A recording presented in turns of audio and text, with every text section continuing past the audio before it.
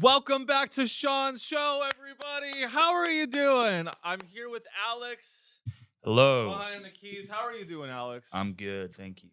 I'm good. That's great to hear. We have a wonderful, excellent show for you guys. It's been I believe 9 days since I last recorded, and in those 9 days, our country has collapsed.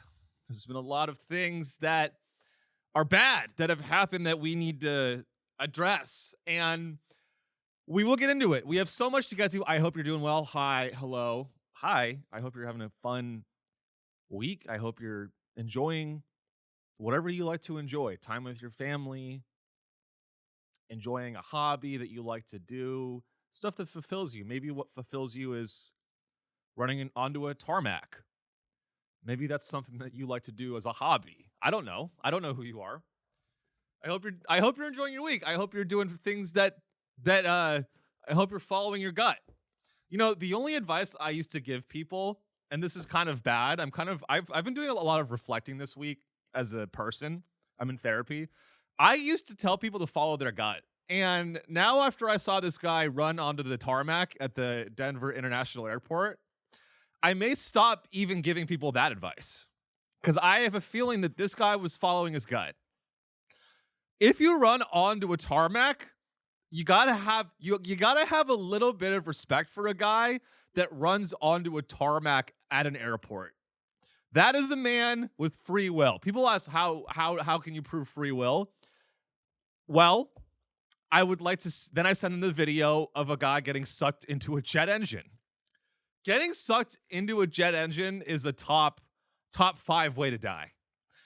That, honestly, if I die and go to hell and I ask the devil how I died and he says, well, you were sucked into a jet engine, I'd be like, all right, that's kind of sick. So this guy, he gets sucked into a jet engine, and it was a Frontier flight, mind you. Mind you, it was a Frontier flight, and I think the timing of this is very interesting because this was days after Spirit Airlines goes bankrupt. A man gets sucked into a jet engine of a Frontier flight, and they had to evacuate the airplane, and then they had to use the slide, which is, to be honest, kind of a silver lining. You know, using, like, when you get evacuated from an airplane, it's a scary experience. But we also need to be, if that ever happens to you and you're just scared, just remember Sean mentioned that I'm gonna, use the slide. You get to use the slide. The slide is kind of fun. I like the slide. And it's kind of a nice. It's a silver lining when there's an airplane emergency. So they stopped the flight. They evacuated everyone. And again,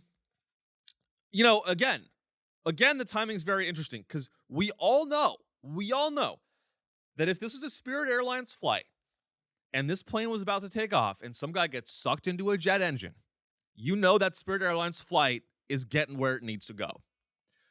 That's not an emergency. Spirit Airlines, they have a tremendous safety record. I believe in the entire time of their operation, they never had like a single accident, which is great. And but yeah, if this was Spirit Airlines and that guy gets sucked into the engine, that pilot's gonna go, yeah, we got a little minor delay, but we'll get you here to Dallas. We're gonna run the engines for a little bit, and we'll get you to Dallas. So we have to not take things for granted. You cannot take things for granted because you never know when your favorite airline is gonna go bankrupt. You can't take things for granted because you never know when you snap. You want to know why that guy got sucked into a jet engine? Because of inflation. People ask, why do bad things happen in the world? I mean, it's actually really simple. It's not God. God isn't real. It's not human biology. It's not people that are born with abnormally large amygdalas. It's not any of that. It's called real wage growth, or the lack thereof. That is all it is. It's the economy, stupid. It really is. And so yeah, this moment, Frontier Airlines, let's not show the video, but this headline is, I saw the video. We're not going to show it, but I would recommend you watch the video because I don't think he suffered. That's a silver lining. I don't think he suffered. You gotta look at the silver lining. And you gotta look at the bright side. He didn't suffer. All these people got to use the slide. That's a win. The best outcome of flying on Frontier. By the way, we're gonna get like a whole decade of Frontier Airlines jokes now because it's like it's the default shittiest now that Spirit's bankrupt. Flying on Frontier be like, y'all ever fly Frontier? The best possible outcome of a Frontier Airlines flight is that it does not take off. Honestly, that guy saved lives. That guy getting sucked in that engine, he saved everyone's life because I have a feeling that plane was going to crash and he was saving lives. But, so yeah, he, and you know, I want to say this too. I want to zoom out a little bit because this Frontier Airlines story, it really is a great data point for us to kind of like look at how we are all quick to judge. We are all very quick to judge. Judge not. That's what the Lord says. Judge not, lest ye be judged. That's in the book of the Job. Judge not, lest ye be judged. Matthew 7. You know, why am I going to listen to some fucking guy named Matthew? Judge not, lest ye be judged. Matthew 7:1. And I want to say this.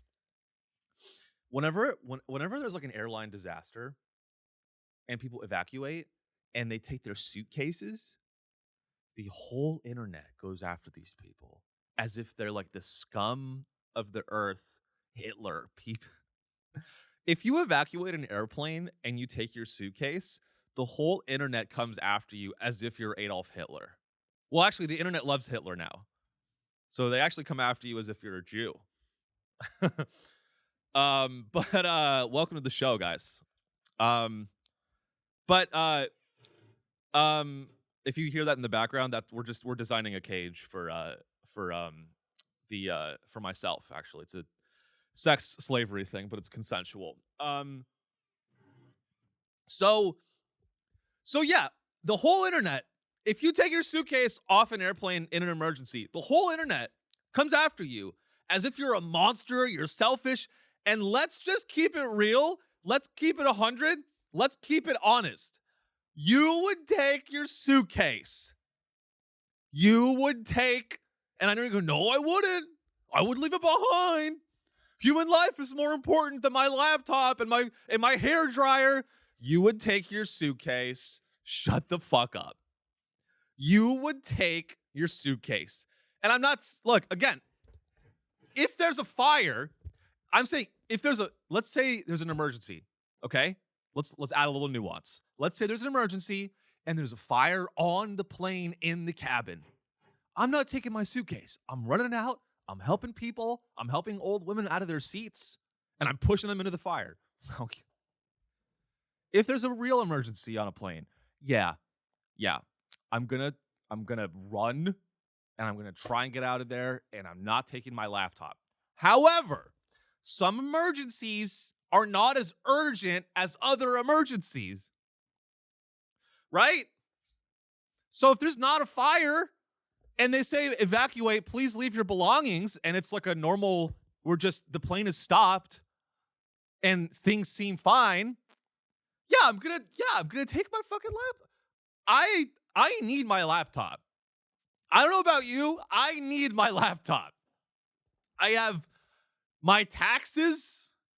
I have things, and you may be judging me right now, but again, Matthew 7:1. Judge not lest ye be judged. That is our story. That is our lesson for today. Do not judge lest ye be judged. What if I had I had photos of my dead mom on my laptop? What if the laptop had sentimental value? What if I had the unredacted Epstein files on my laptop? Okay? I'm just saying that there's examples where you should be a little selfish. There's examples where you should be a little bit selfish. That's all I'm saying. And in fact, this is not really the news, but I do want to cover this because I think a lot of people, if you don't know, this is kind of a fun little thought experiment. There's this trend going around on TikTok right now and Twitter actually too. It's called the red button, blue button philosophical thing. And some people they go so I guess here's the thought experiment with the red button, blue button. If you press the red button, nothing happens. Okay? And let me try to present this in the right way. If you press Okay, so here's the setup for this. This is actually very interesting. Here's the setup for this thought experiment. Every single human being in the world, and I'm going to highlight and underline everyone, okay? Everyone in the world is put in a room alone, and you privately are presented with two buttons. One of the buttons, the red button, does nothing, and you survive. The blue button, if 50% of the world presses the blue button, then 100% of the people in the world are saved. However, if only less than half of the population presses the blue button, then everyone that presses the blue button dies. And so the question is obviously, which button would you press? And me personally, I would open the secret compartment and press the green button that kills every Marvel Cinematic Universe fan. There's a secret third button. It's green, and if you are a fan of Marvel, you are immediately gassed. That's the green button, and I think that we all should press the green button. No, guys, this is a very important, and I think people are really thinking about this because it's a great example of who thinks through issues and who does not. And you're all wondering, okay, Sean, you made a joke. What would you actually press? Are you a red button guy? Are you a red button guy or a blue button guy? Here's my politics. I'm a blue button guy, okay? Which means I care about other human beings. I'm a blue button guy, but when it comes down to it, I'm taking my suitcase off the plane. I'm a blue button guy, but I'm taking my suitcase off the plane. Okay? If you press the red button, you live. If you press the blue button, then this is our psyop of the week, ladies and gentlemen. The real psyop is to get people to debate. Here's the psyop of the week. Psyop of the week, the red button, blue button debate is the psyop of the week. And while everyone's debating whether they'd press the red button or whether they'd press the blue button, the elites of the world are pressing a button that bids on a child sex slave. Okay? How about the button that that puts Alex Karp in jail? Is there a button for that? How about a button? This is it. I'm telling you, getting people to mindlessly debate this red button, blue button debate. It's a way for the elites to divide us. Here's a better thought experiment. Whether you press the red or the blue button, you will be poor. You will be poor forever. Whether you press red or blue, you're not going to die. You will work at Arby's. You will work at Arby's until you're 79. And then you will die because you couldn't get health care from your blood clots because you have free Arby's, free Arby's every day. How about a button that gets me free Arby's? We're also obsessed with buttons. We're also obsessed with buttons that do things. How about you get your ass up and you work? Are you a red button person or are you a blue button person? We are all addicted to our phones. How about that? How about let's get off our phones? How about let's go interact with each other in the real world? Right? I mean, how about as he says as he creates a show on the internet. How about we all get off our phones? He says as he contributes to the clip economy. It is funny to tell people to touch grass while they're consuming your content. It's kind of a bad business model. Um, so anyway, so yeah, I've just been on, as you can tell this week, I've been on my phone a lot. Been on my phone a lot, thinking about things, considering different things. I think if you're a red button guy, that makes you autistic. It's just an autism test. The red button, blue button debate, it's not a test of whether you're conservative or liberal or Republican or Democrat. It's a test to see if you are autistic or artistic. If you're blue, you're artistic. If you're red, you're autistic. It's an autism test. This was me. This is me every night. I scroll on my phone. And I love it. I love doom scrolling. I don't like that they call it doom scrolling. It should be called fun scrolling. It should be called Zoom roller coaster scrolling. That's how I feel when I'm doom scrolling. I love scrolling. I love my phone. I don't think I have an addiction to my phone. My screen time is 28. I'm on my phone right now. It's off screen, but I'm on my phone right now. That's where we're going. That's where we're going. I think as a species is just our attention just being constantly divided. I have never, and this is kind of sad, it's been over a decade since my attention has not been divided in multiple ways. And I think that's relatable for a lot of people. I have never sat down in like 10 years. The last time I sat down and focused on a task was at gunpoint. The last time I sat down and focused on a task was the last time I really had any focus on a singular issue was when some guy cut me off when I was biking home. This is recently. And I gave him like a what the hell? I gave him like a what the fuck and a mean face. And then he turned around and pulled up next to me and said, "Hey, do you have a problem? N-word?" Call me the N-word. And I was very focused in that moment. I was not on my phone. It was actually so refreshing. This guy, like, and to be fair, I had the right away. So I blow through this green light and he's trying to turn right. I give him a, what the fuck? Then he pulls up next to me. He goes, "You got a problem?" And in that moment, I was just focused on surviving. You know what I need to focus these days? I need a life or death adrenaline dump. That is, if you know what we need to do, you know what I would, if this was a pill, pay attention, Big Pharma. I know you're listening. Big Pharma, you know what's a pill that I would buy? A pill that automatically induced one of those life or death adrenaline dumps. That's what I need to send an email. This fucking shit is not working anymore, guys. Coffee, it doesn't work anymore. Meth, probably not. Adderall, probably not.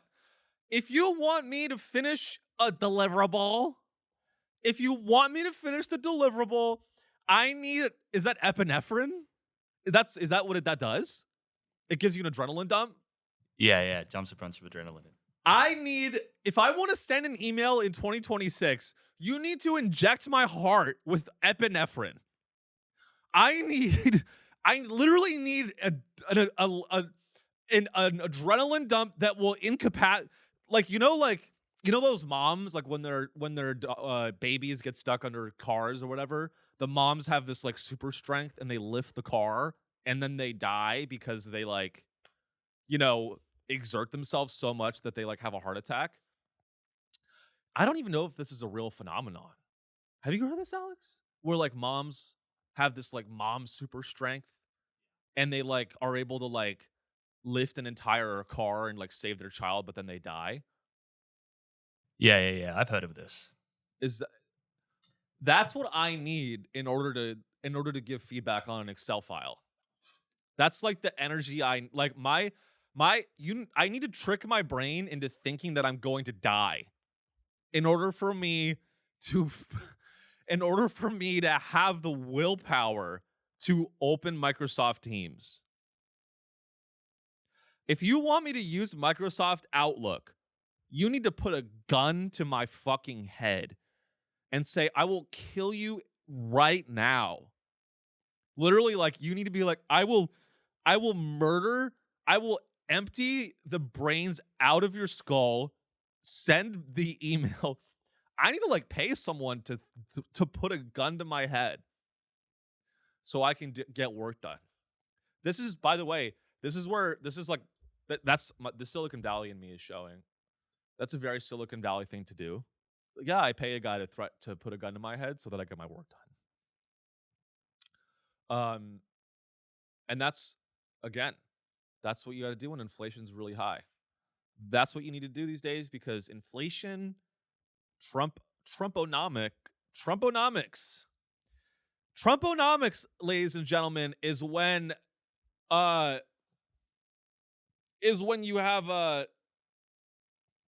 is when you artificially reduce the oil supply by 20% because Iran has enriching uranium again.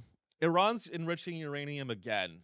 And that is why, people go, why is my gas so high? I don't even like, where's the Strait of Hormuz? Why is my gas $8? Why is my gas $5 when I live in the middle of fucking nowhere? And I always go, if you're wondering why your gas is so high,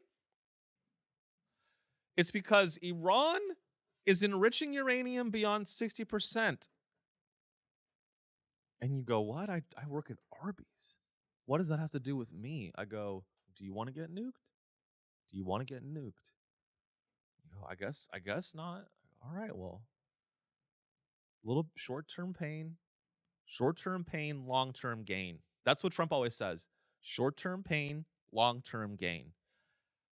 Well, this is short-term. I don't know what you mean by short-term because the term is getting kind of long. Seems more like long-term pain, short-term, no-term gain. It's time to abort. We need a late-term abortion. All right. Guys, we will be right back because I have a work call. Isn't that fun? So keep listening. I guess the experience for you will be not a break at all. It'll just be the words, and we're back. And we're back. Sorry about that, guys. We are back. It's only been 4 days. New York has fallen. No. So where were we? We were talking about inflation and stuff. We were talking about Frontier Airlines. I want to move on to a new story. I want to move on to this story about this data center in Utah. There's a data center being built in Utah, which I've covered a little bit. And Mr. Wonderful is one of the financiers. He's not my favorite. As you guys know, one of my favorite financier is the New York financier, who I think you all know who I'm talking about. The New York financier. So this is my second favorite financier. His name is Mr. Wonderful, also known as Kevin O'Leary, also known as biggest scumbag fuck on planet Earth, has now gotten involved. He's getting involved, and he's financing this massive data center in Utah. And this data center, I believe, is going to consume more energy than the entire state of Utah. Let me say that again. The data center that Kevin O'Leary is financing and backing is going to allegedly consume more power than the entire state of Utah consumes. It's over 60 square miles or kilometers. It's a massive, massive fucking project.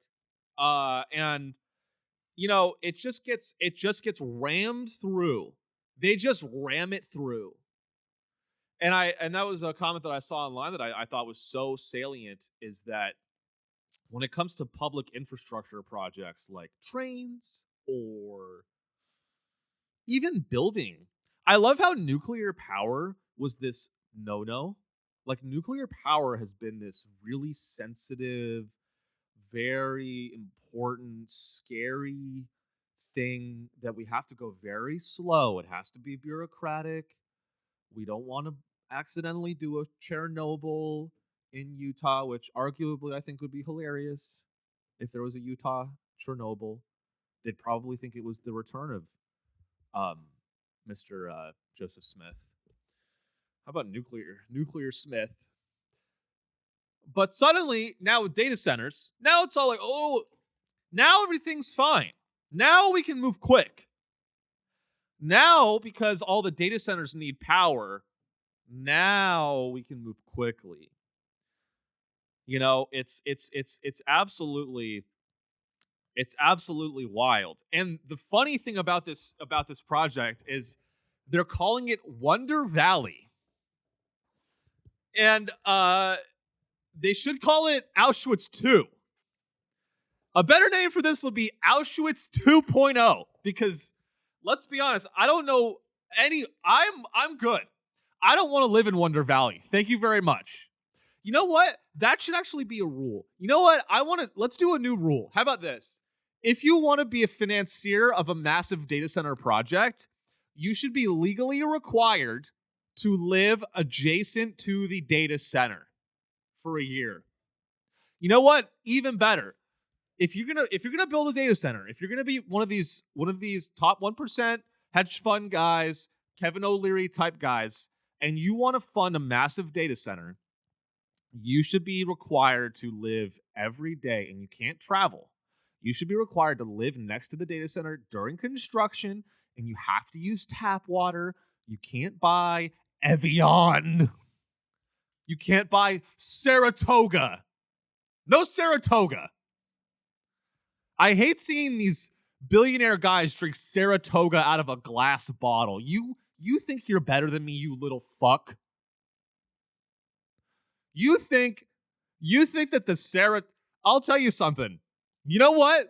For all these wealthy guys that are constantly drinking Saratoga water and going on these panels and talking about how important LLMs are, drinking Saratoga, you know what's not going to save you? Saratoga's not going to save you from Judgment Day. When God judges you, he's not going to be like, oh, you drink Saratoga, so you're all good. When the masses are hungry and starving and the water wars come because there's no water left, they're going to want that Saratoga. They're going to want the Saratoga. Yeah, there's no microplastics in Saratoga water. But that's not going to help you from what's coming, which is a nuke. So let's dive deeper on this Kevin O'Leary thing. Can you go back up to the headline, Alex? Okay. This is from Fortune magazine.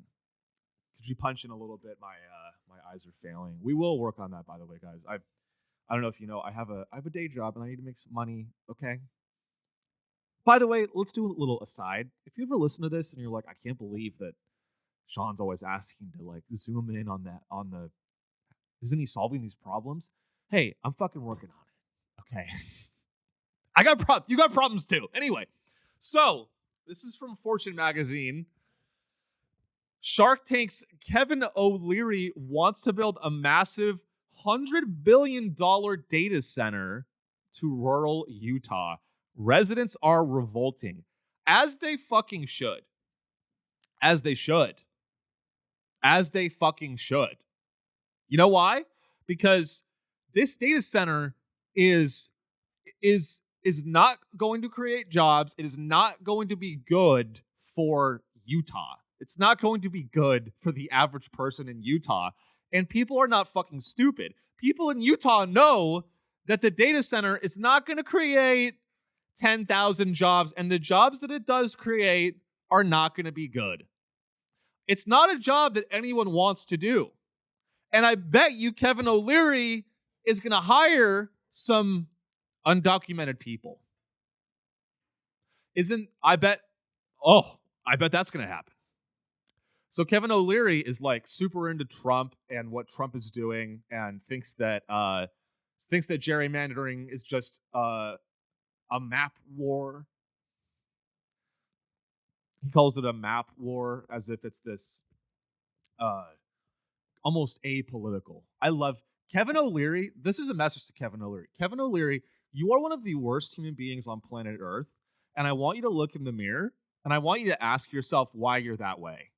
Kevin O'Leary, this is a message for Kevin O'Leary. You want to build a data center that's going to pollute the entire freshwater ecosystem of Utah, and also I don't like your face, therefore I'm out. You know what? If Kevin O'Leary wants to build this data center, he should have to go on fucking Shark Tank and pitch it. I want to see Kevin O'Leary go on his own show as a guy. He'd be like, "Hi, Sharks. I'm Mr. Wonderful." How would that even... That's what the people need. We need... Kevin O'Leary should have to go on Shark Tank and the panel, instead of it being Mark Cuban and Barbara Cochran,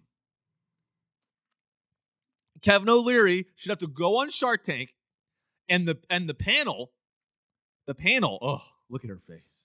If you're just listening. Barbara, all these inexorbitant amounts of wealth and power, I've seen it happen. I've seen it happen with people.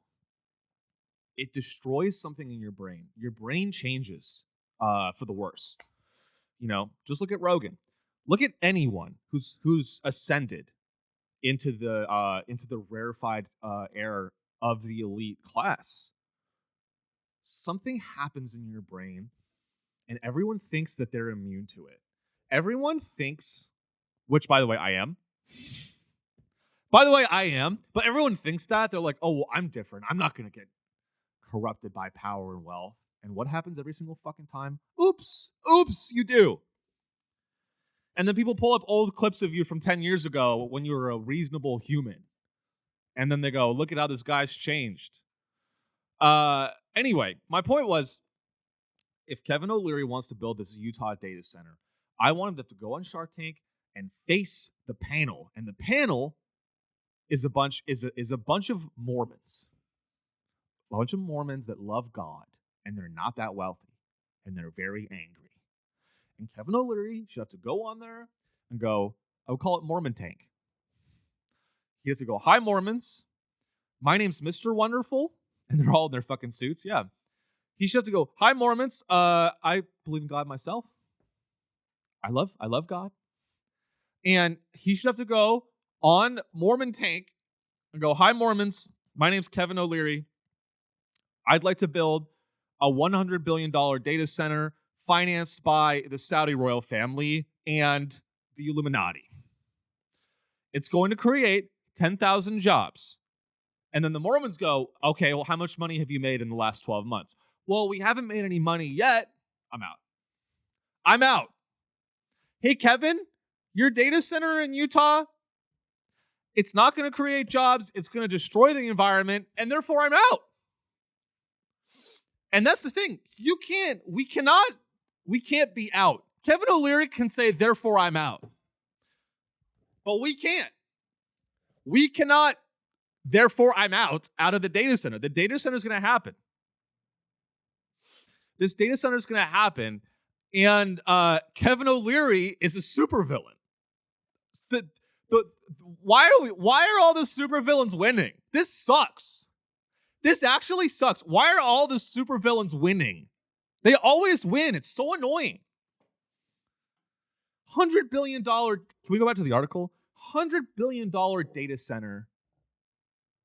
Let me read this. Can you punch in a little bit here? I mean, it's just absolute, and the way that they're selling it to the people, it's a story as old as time. But here's more on the article. Local residents are revolting against a $100 billion Utah data center project backed by Shark Tank's Kevin O'Leary that would use more electricity than the entire state does in a year. Now, if there's anyone that I trust to build and finance and bring a data center project to completion, it's the celebrity entrepreneur on Shark Tank that talks about sponges all day. That's no. I think it's really good. What do they call that? What is that one? Scrub Daddy? So the Scrub Daddy guy, maybe he passed on that deal. We don't know. So the guy on Shark Tank, and day in and day out, all he does is talk about Scrub Daddy. That guy is we're going to give that guy, this guy is going to deliver $100 billion data center project. $100 billion data center project. Shark Tank is also our second psyop of the week. We have 2 this week. Shark Tank. Oh, let me fucking cook on this. Because I've always hated Shark Tank. And let me tell you why. Shark Tank is a psyop to funnel entrepreneurs. Stay with me on this. Shark Tank's a psyop to funnel entrepreneurs that would have otherwise directed their energy towards building actual businesses. Big businesses that are actually successful. And it funnels all of these people into making absolutely mindless, worthless, pointless, zero market size consumer products that no one gives a fuck about. Yes, you have your exceptions, like the guy that had the Ring camera and he sold it to Amazon. That's fine. But the large majority of it is a bunch of divorced fathers. Shark Tank is literally a bunch of divorced fathers building coolers. Hi, Sharks. I built a cooler to chill my beer for longer because I can't see my children. And then Kevin O'Leary goes, I like your energy. I'm in. I want 5% of your revenues in perpetuity. Conga. Shark Tank is a psyop to get. Shark Tank is not a place where real entrepreneurs. By the way, Shark Tank is not a real show. Shark Tank is free advertising for Kevin O'Leary, Mark Cuban, and Barbara Cochran, and the other guy. What's his name? Well, now they have lots of celebrity guests as well. What's his name? Who's the last guy? Damien? Damien? There's you said Robert, Daniel, Damon, John, Damon? Yeah, Damon. Anyway, so now Kevin O'Leary, he's one of the only guys I like his energy. I think he's cool. But anyway, Shark Tank is a show where all of these divorced fathers go on and they go, "Hey Sharks, I have this great idea for this bullshit consumer product." And then these billionaires go, it's every time these people make an investment on Shark Tank, they just cutting a check they could cut checks for $100K all day long, every day. They could, people on the guys on Shark Tank, they could cut a check every day for a year. You know, and it wouldn't even dent their wealth. It's all fun for them. Shark Tank is a great example of why there's a sickness going on in American culture. It's a sickness. If nothing else can wake you up, then nothing's going to wake you up. If nothing else wakes you up to the wealth inequality in America, just watch Shark Tank. And watch 4 to 5 billionaires laugh in your face and go, "I love your energy, but I'm out." And you know how they actually make their billions is by the only way to really let me just tell you this. None of the people that are on the panel of Shark Tank would ever go on Shark Tank. Going on Shark Tank is a humiliation ritual. Going on Shark Tank is a humiliation ritual designed to keep you poor. Okay? You want to know why? Because everyone watches that and they think, oh, if I want to make money, I got to make the next scrub daddy. No. You need to get involved in, you want to make real wealth in America, you need to step on people. You need to get involved in data centers and real estate. You think anyone makes $1 billion? Maybe so. I don't know. You think no one becomes a multi-billionaire making a scrub daddy. Okay? You do it by getting involved in you know how you become a billionaire? It's very simple. You start talking about national security and you start talking about infrastructure. Okay? That is the lexicon of the rich, the lexicon of the elite. It's called energy infrastructure investments, private equity, institutional investment, hedge, diversified cap table. These are the phrases that you need to look out for. Okay? That is the actual real language of the wealthy. If you're going on Shark Tank to raise money for your business has failed. If you're going on Shark Tank to raise money for your business, you need to think of a new business. Okay? In fact, I want, on the next season of Shark Tank, you know what I would love to see?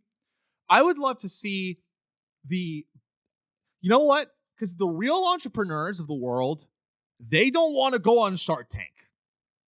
Real, wealthy, successful entrepreneurs, they are not dressing up in costumes. Can you put that on the screen?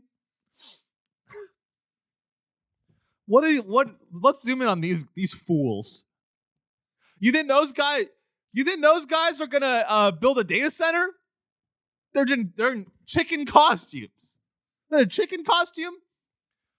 It's comedy, it's theater. These people are not this is what here's what I'm trying to get to with this. Shark Tank exists to get you to think that the way to build a business is to ask Shark Tank, it's a psyop because it gets you to think, oh, the way to make money is to have a consumer product and I raise money to sell my consumer product to the world. And that is just fundamentally not how the economy operates at all. At all. But they do it so that they can keep you down. Kevin O'Leary, he wants you to think that you're going to make money on a scrub daddy.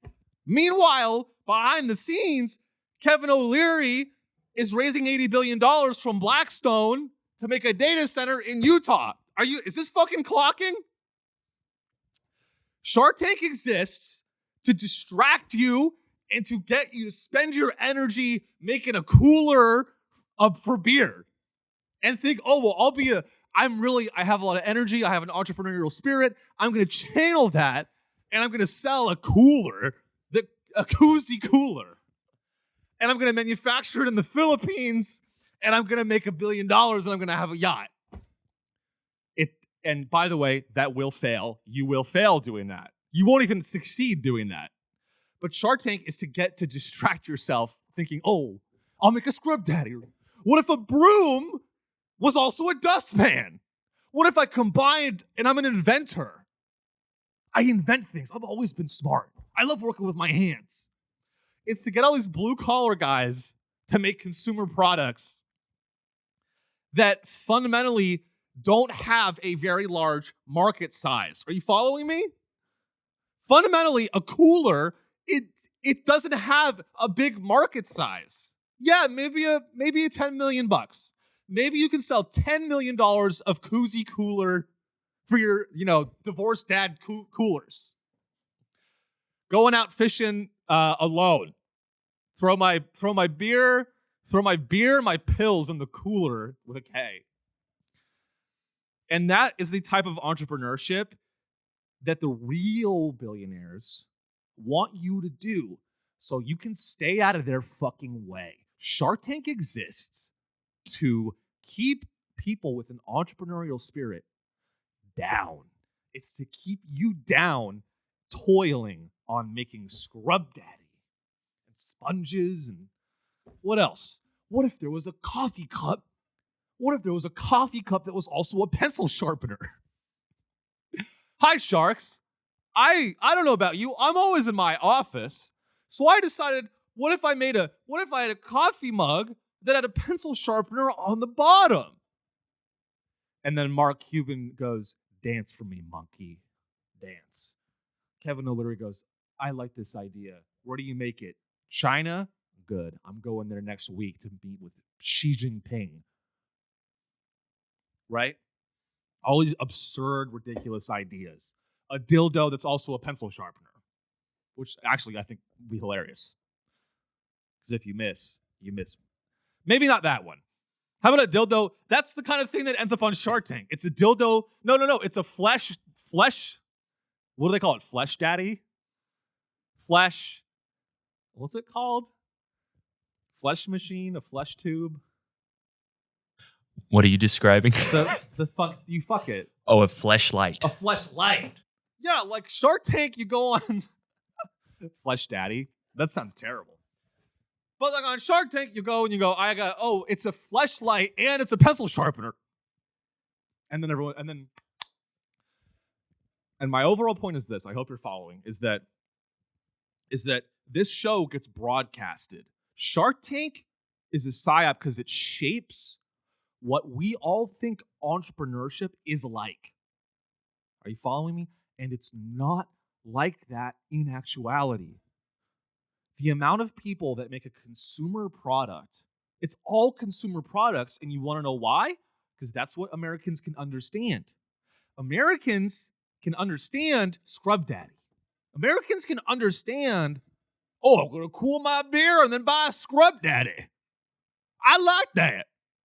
That guy's smart. That's actually a decent idea. Shark Tank exists to get you to think that that's what all entrepreneurship is. Meanwhile, you want to know where the real entrepreneurship is? And it's to distract you and think in your mind, that's how to be a billionaire. That's how to build wealth in this country. That's how to make a dent. Meanwhile, all the actual entrepreneurship that goes on and all the wealth that's actually created, it's in a different ocean. It's in a different universe. The guy making Scrub Daddy is in a different fucking universe from Kevin O'Leary. The guy making Scrub Daddy, even if he's worth $100 million on paper, let's say the Scrub Daddy guy really hit it out of the park. He was worth $100 million. Good for him. Kevin O'Leary and these other actual sharks, these other guys, I mean, they're Satan, satanic. It's Satan. It's really his villain tank. It really is Illuminati tank. You're in a tank. You're not in. I'd rather be in a tank with actual sharks, like the animals, than be in a room with Kevin O'Leary. I would rather be eaten by actual sharks than have to spend 5 minutes with Kevin O'Leary talking about how a data center in Utah isn't going to be bad for the environment. Ironically, these data centers are going to kill sharks. You're gonna dump again. I keep using chromium because it's just a funny word. You're putting chromium. The sharks are going to drink chromium. There's going to be no sharks left for you guys to film for your B-roll for your shitty show. So, my point was this. Shark Tank exists to distract you and think, that I can understand. I can understand selling a sponge at Walmart. But all the money in the world is actually made behind closed doors. It's Kevin O'Leary calling up the co-CIO of infrastructure investment at Blackstone and Apollo. That is real entrepreneurship. That is, which I don't support. I'm not in that way. I'm not saying it's a good thing. That's where all the real money is. All these billionaires, they want you to go and build some bullshit consumer product so that they can do deals behind the scenes and create an economy where you're going to fail no matter what. That's why Shark Tank is a CIA psyop. Shark Tank is a CIA psyop to get you to think that entrepreneurship is making sponges in the Philippines. Okay? You want to know why? Because most of America cannot understand software as a service. They're just not exposed to it. It's not your fault. Most Americans can't understand software licensing. They can't understand a leverage buyout. That's how to make money. You do a leverage buyout on a 48-unit apartment complex in Utah. How come they don't show real entrepreneurship on Shark Tank? How come they don't show Kevin O'Leary saying, "Hey sharks, I got Blackstone's going to give me $80 billion. Who wants in?" That's how the economy actually fucking works. You want to know why they don't show that on Shark Tank? You want to know why they don't show? You know what I want to see on Shark Tank? What I want to see next on Shark Tank? I want to see Kevin O'Leary pitch this bullshit, disgraceful fucking data center in Utah. I want to see Kevin O'Leary go on Shark Tank and go, "Hey sharks, I got Blackstone behind me. $100 billion data center. All the money's coming from Blackstone and Apollo infrastructure funds. You guys in? Are you in?" And they go, "Oh, I'm in." Can we see where the money's? How he's financing this? I don't think Kevin O'Leary has $100 billion. Let's take a look.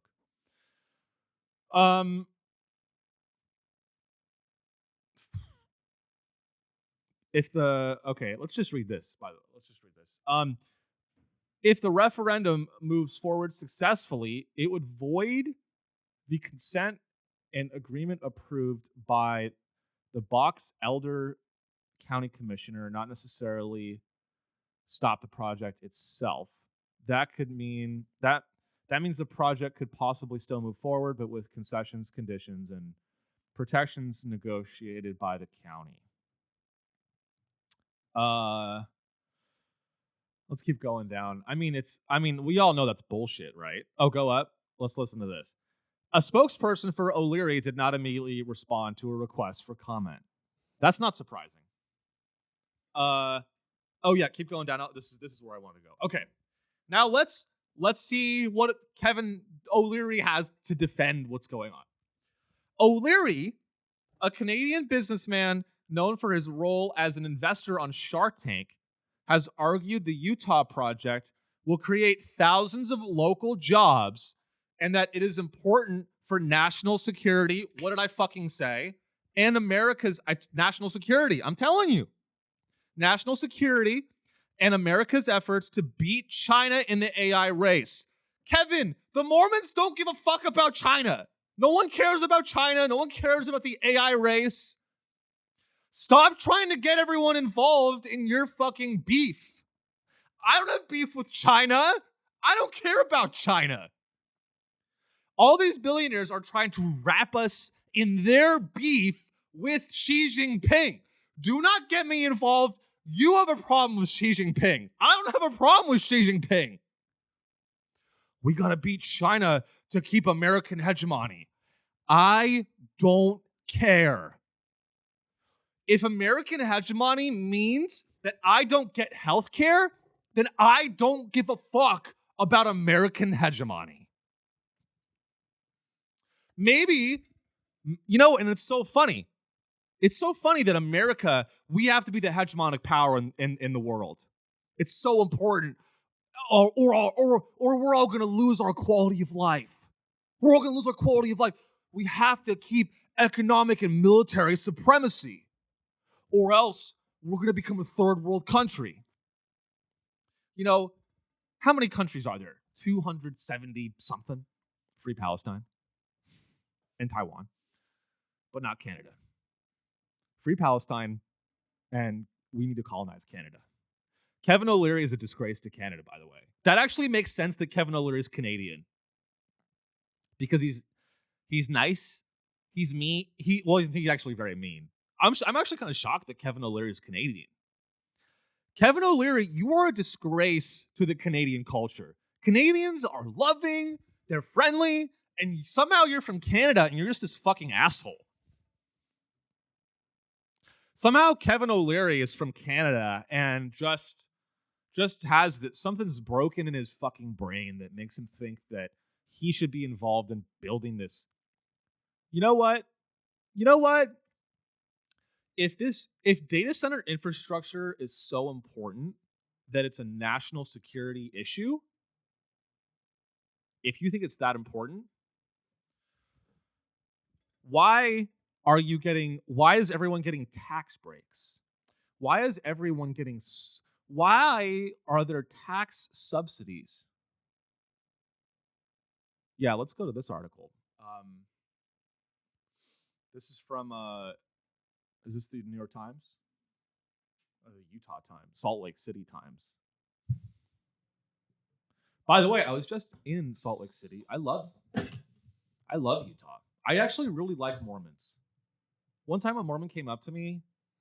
Actually, I wasn't in Utah. I was in Bentonville, Arkansas. And these two kids came up to me and they're like, "Have you heard the good word?" And I was like, "Did Kevin O'Leary die?" Honestly, nothing is going to unite Mormons and atheists. Who knew? Who knew that Kevin O'Leary would be the one that united Mormons and atheists against? Mormons and atheists are going to be united against Kevin O'Leary, who is the new great Satan. Kevin O'Leary is the new great Satan. And Mormons and atheists are going to unite against the real true Antichrist, which is honestly AI. It's called artificial Antichrist. Or Antichrist intelligence. Let's go back to this article, though. Okay, so let's see. Box Elder County wanted data center project money up front. MIDA pushed back. I don't know what that is, but it's a military, like it's an independent military defense company in Utah. Oh, and they're involved in they're the data center pushers, right? Mm-hmm. MIDA pushed back, advocating on Kevin O'Leary's behalf. Can you zoom in a little bit, Alex? If you can. So let's see. Let's listen to this. The county said it would need $16.2 million to cover expenses associated with the data center project, a cost that was several million dollars higher than the developer anticipated. $16 million is nothing to these fucking people. And so there's this huge turf war going on.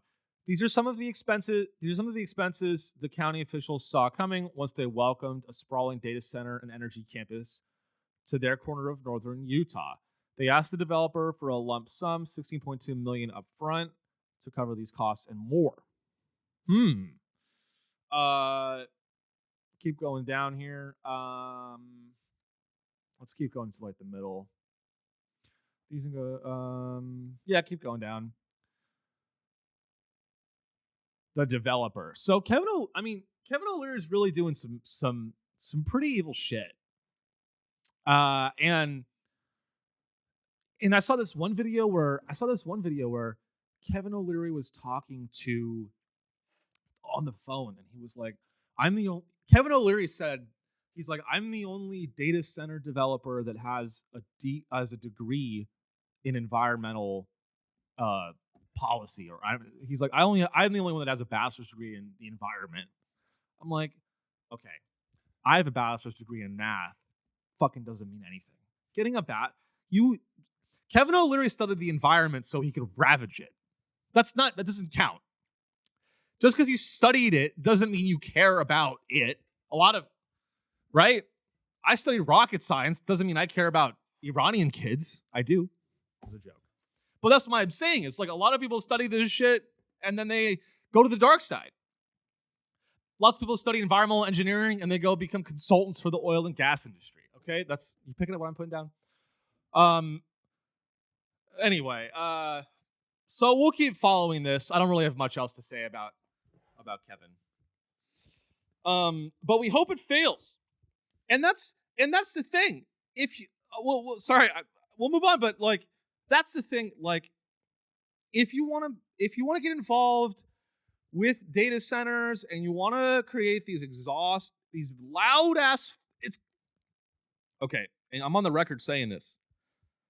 The data centers, the places where these data centers are going to be built, history repeats itself, and they're going to create new Appalachias.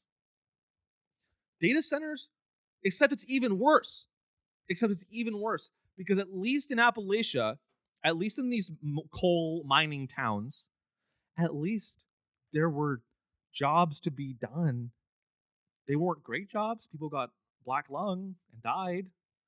But at least they were jobs, and at least it was a bunch of guys getting together and doing some hard work. You know, it wasn't under great conditions. But the data center communities it's almost going to be a more dystopian version of a coal mining town or a company town. Because once the data center is built, you don't need 10,000 people. You don't need to pay 10,000 people to run a data center. You don't. You need some security guards, right? And you need a guy to traffic the children throughout the data center. You need someone to feed the kids that are there. And then you need a accountant, and you need a guy to run payroll. You need like 50 people.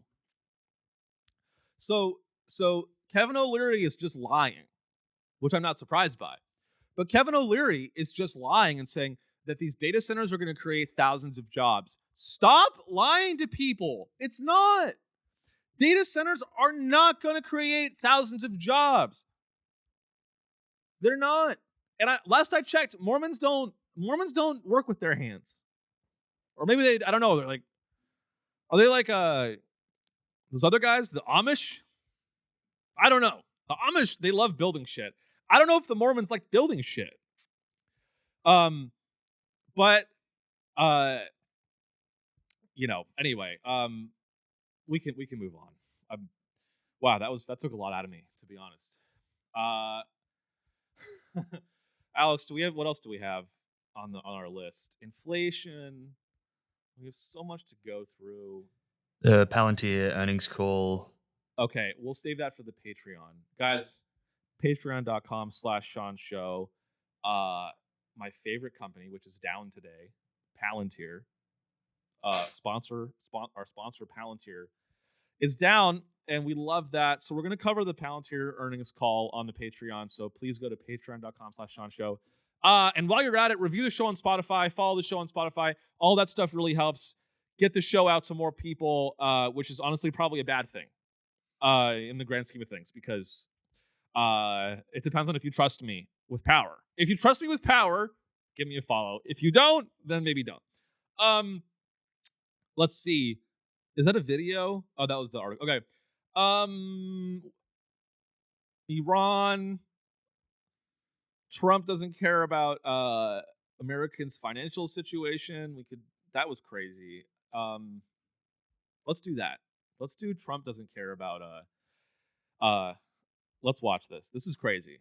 This is just a crazy I mean, and before we play it, like, it's almost like hard to cover Trump. I'm just tired of it. I'm really tired of it. I think people are just tired of like hearing about what this guy's doing. I'm just like I almost want to just kill myself. Like, he makes me want to kill myself. Like, I'm just like, can we fast forward through the next can we just fast forward to the next election cycle when he gets reelected? He will get reelected. I mean, he's gonna run again. I don't know. I don't know what you guys think. I see a very plausible future where Trump runs again and says that his first term didn't count because it was stolen, or something like that. Who knows what he'll say? But anyway, so we started we started this war of choice with Iran. We closed the Strait of Hormuz. Gas is now $6 in Utah, in addition to this loud-ass data center that's being built by, and you didn't even get hired. That's like what the average American is not doing well right now. Inflation is through the roof. You probably live next to a data center that operates fans 24/7 at 120 decibels. So you're losing your hearing, you're losing your mind, you're eating shitty food made from a factory farm. Gas is $6 a gallon, and it's being secretly diluted by Chevron because they want to keep their margins up. And worst of all, the only thing on TV is Shark Tank. Your best hope is to make Scrub Daddy.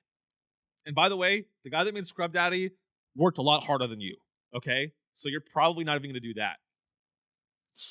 You'll probably be at Arby's. You're probably a cashier at Arby's and you live near a data center and your tap water has chromium. But remember what's important. Remember what's important, which is that a country thousands of miles away doesn't have the ability to have nuclear power. You know, whenever like a lot of people are complaining now that inflation's going up. A lot of people, I think, in America are very upset right now with the way our country's being managed. A lot of people are mad about inflation being really high and gas prices being really high. And I have a message to all of you guys. If you guys are upset about your current situation, let me ask you this. Do you think Iran should have a nuke? Oh, I didn't know that you just were... Okay, fine. We'll just give Iran a nuke. We'll just give Iran a nuke. No, that's fine. I guess you don't want a little bit of short-term pain for a long-term gain. How short-term? 80 years. Look, guys, I know this is what the Trump administration is broadcasting to people, is they're going, I know it sucks right now. It's a short-term pain so we can stop the number one state sponsor of terrorism from getting a nuke, Israel. Guys, I know... You know who the number one state sponsor of terrorism is? The United States of America, guys. The CIA. We need to stop the number one state sponsor of terrorism. If we're measuring that on a dollar basis, it's the United States of America.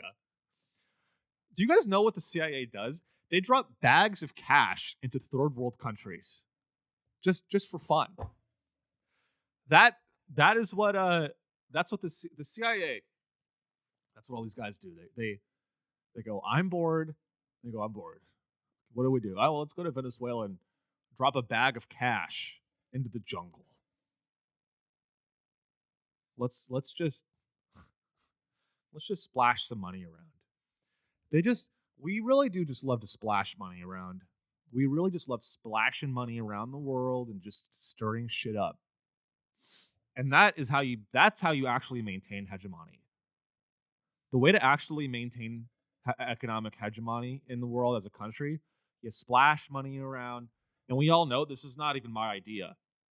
You create this constant disorder in the rest of the world, and that actually distracts people, and it keeps them busy with bullshit that you've caused. We start the wars so that people... The reason we don't want Iran to have uranium is because if they get a nuclear power plant, then they might make their own data center, and they'll make more Lego videos. That's the real reason that we don't want Iran to get uranium, and is because if Iran gets enough uranium and gets a nuclear plant going, and they build a data center, they're going to make Lego videos at a much higher rate. The greatest threat to American culture is Iranian Lego videos. That's the greatest threat. People. I've always said this. Tehran is the new Hollywood. It's called the Iraniwood, which is not an Iranian guy with an erection, but Iraniwood, Tehraniwood.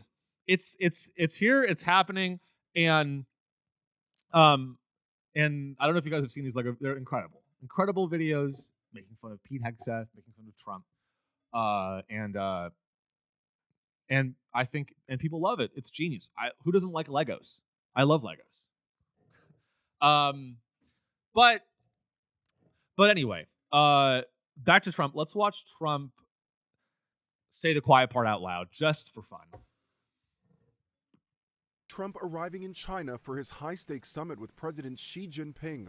Tech CEOs Elon Musk, Tim Cook, and others are among the business leaders joining Trump on the trip. Everything from tariffs to AI will be on the table, but overshadowing the summit, the war in Iran. We're going to have a long talk about it. I think he's been relatively good, to be honest with you. China buys more Iranian oil than any other country. Trump is expected to urge Xi to pressure Iran into reopening the Strait of Hormuz. The question will be, what does Xi want in return? It comes as new intelligence shows Iran's military capabilities appear stronger than the Trump administration has claimed. The New York Times reports Iran still has operational access to 30 of its 33 missile sites along the strait and retains 70% of its pre-war missile stockpile. The war also taking a toll on American consumers. Inflation rose last month by 3.8% compared to the same period last year. Energy prices fueling the surge, with gas up 28.4%. That's one factor driving up prices in supermarkets and restaurants. All the lettuces, whether it be iceberg, romaine, field greens, they are high. Oranges are high. Tomatoes are almost over 4 times what they normally Okay, cost. pause it. Now, that is how you want to reach American hearts and minds. You talk about how their favorite foods are going to become impossible to consume. Because a lot of people, they love America and they love war. A lot of Americans, they're either neutral on war or they actually want to be at war. And I know it's hard, you probably don't think that listening to this show, but we all need to admit that we are in a bubble, and that a large percent of America, 65, probably 70% of Americans, they love this country and they love the idea that we're of sending our little boys and girls overseas to shoot at the enemy. They love that idea. It's part of our culture. It's tradition. It's the Hunger Games. It's part of the American culture to send 10 to 20 of your brightest, youngest boys to die overseas. That's part of what makes us Americans. But the way to get those people to realize that this war is a fucking nightmare and that to be opposed to the war is you tell them that that guy probably voted for Trump. That guy on screen, maybe, I don't know, maybe not. Sounds like a Trump voter. The fucking tomatoes. $4 for a fucking tomato. I can't make my fucking sauce. I can't make the sauce. The sauce. I can't make the tomato sauce. I got the spaghetti bolognese. Trump started this war with Iran, and not a lot of people realize that would mean that your favorite that means that you can't have your double chunk chocolate cookie. You know what does not get 5 booms? Iran. Let's keep watching. Leaving for China, President Trump said higher prices here at home will not influence his negotiations with Iran. The only thing that matters when I'm talking about Iran, they can't have a nuclear weapon. I don't think about Americans' financial situation. I don't think about anybody. The Pentagon now estimating the cost of the... You guys voted for this. A lot of people voted for this guy thinking that he was going to help with the prices. And now he's standing outside Air Force One and go, I don't think about Americans' financial. I just want Iran to not have a nuke. Guys, can we let Iran have a nuke? I'm going to say something totally crazy. Let's just really pause for a moment. I'm just going to ask a crazy question. What if we let Iran get a nuke? What's going to happen? What is the worst that could happen if Iran gets one nuke? If I was president, I would let Iran have a nuke if it meant that I could drive. I would, honestly, let's really keep it real here. Let's allow Iran to have one nuke And what we get in return is that I can go to a gas station and not have to put a gas bill on my Amex. Is that such a crazy and that is is that such a crazy world to envision for people? We can't let Iran get a nuke. We cannot let Iran get a nuke. How long have they been parroting that bullshit? 30 years? 40 years? Iran cannot have a nuke. Iraq cannot have a nuke. Afghanistan and Iraq, weapons of mass destruction. Can we please let them have nukes? Give them a nuke. I'll give them a fucking nuke. China has a nuke. Russia has a nuke. North Korea hasn't. One of my buddies made this great point. One of my friends, he was like, so North Korea has a nuke, but Iran can't have one? North Korea is way crazier than the IRGC. Iran having a nuke has nothing to do with nuclear war. It's about oil. It's about economic hegemony. And what it's actually about, it's about the death of the petrodollar. The reason we're at war with Iran, in my opinion, is because the Iranian economy and a lot of those countries, they're tired of having to trade in petrodollars. And they're going, you know what? The BRIC nations, they want to go, you know what? What if we just cut out the United States? We wouldn't have to deal with all these ridiculous sanctions and all this inflation that gets exported to our countries because we have to trade in US dollars. And, you know, I tell all this to a guy that works at Arby's, and he goes, sir, I asked you if you wanted ketchup. And I go, no, give me the meat with no bun. I said, nope. I go to Arby's. I go, no bun, no ketchup. I want a plate of meat. I want a plate of meat. I want a large Dr. Pepper, no ice. I want a plate of meat. I want a large Dr. Pepper, no ice. And by the way, I was not done talking about the petrodollar. Sir, wow, I literally just did this, sir, this is an Arby's joke, but it was kind of funny. Oh my God, that's disgusting. If you're just listening, I don't even know what that is, a roast beef sandwich. That's like 5,000 calories.